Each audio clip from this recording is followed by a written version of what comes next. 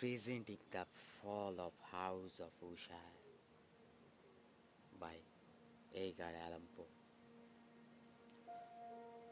During the whole of a dull, dark, and soundless day, in the autumn of the year when the clouds hung oppressively low in the heavens, I bent past alone on horseback through a singularly dreary tract of country, and at length found myself, as the shades of the evening drew on, within view of the melancholic house of oceans.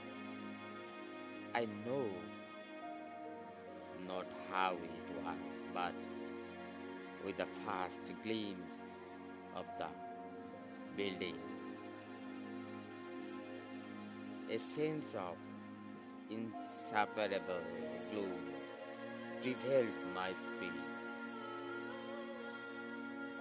I say inseparable, for the feeling was unrivaled by any of the half pleasurable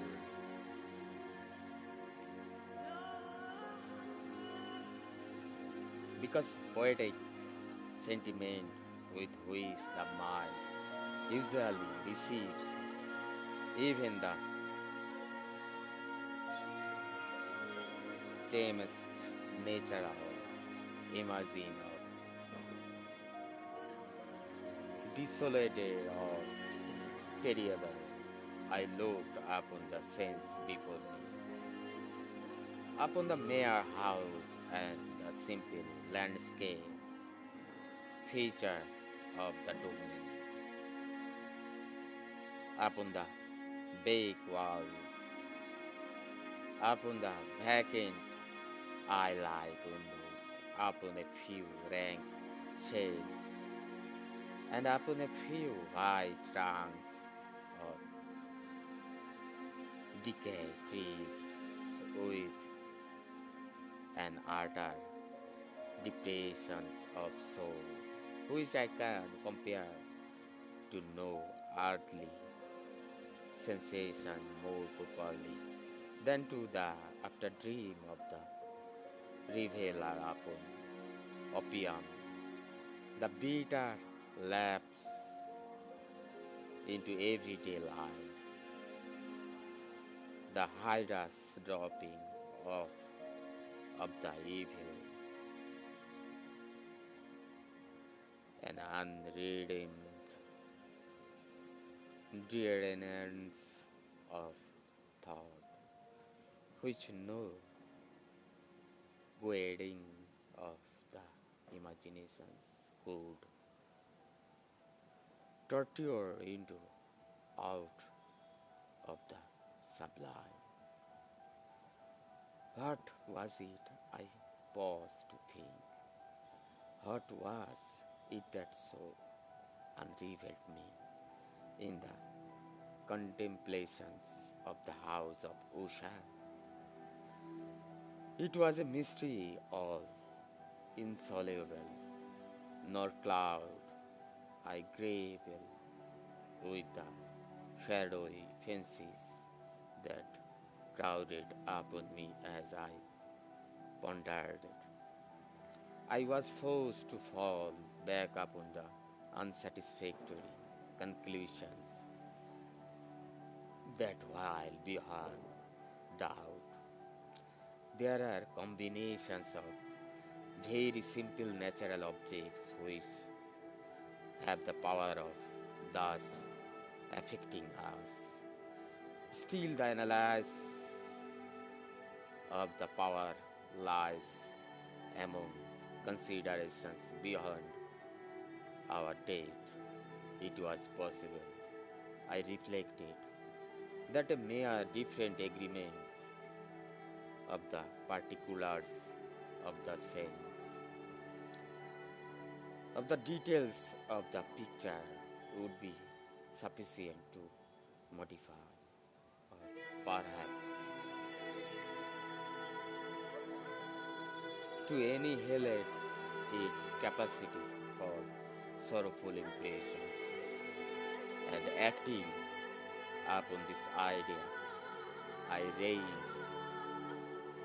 my house to the precipitous brink of the black and lurid that lay unruffled, lustered by the dwelling, and gazed down, but with a shudder even more thrilling than before, upon the remolded and inverted image of the grey sails,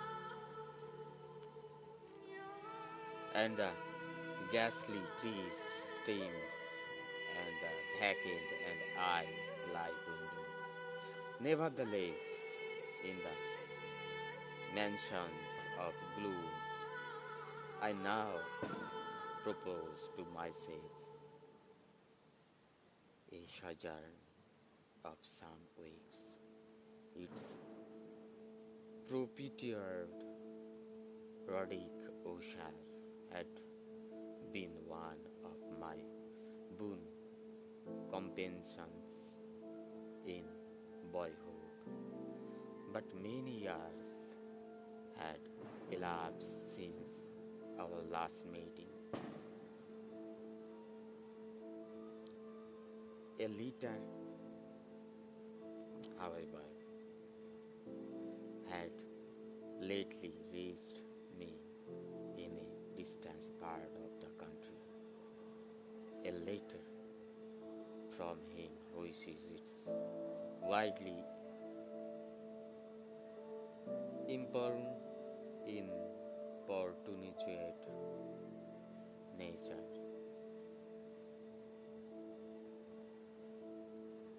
had admitted of no other than a personal reply.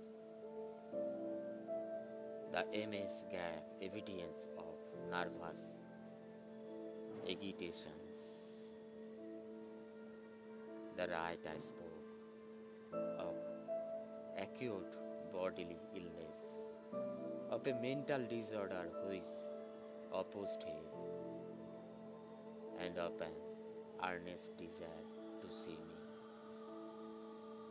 as his best and indeed his only personal friend, with a view of attempting